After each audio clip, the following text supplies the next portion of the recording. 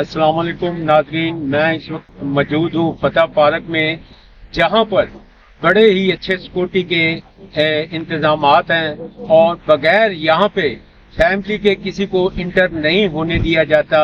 और यहाँ पे बड़े सख्त से सख्त तरीन जो है ना इंतजामात सिक्योरिटी के किए गए हैं।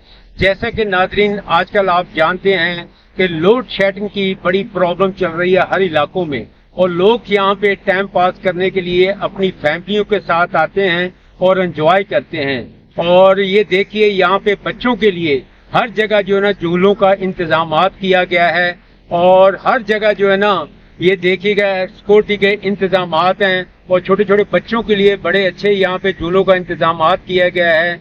यहाँ पे लोग आते हैं लोड शेडिंग के सताए हुए जो इलाकों में बिजली ना होने की वजह से यहाँ पार्क में आते हैं और अपना एंजॉय करते हैं।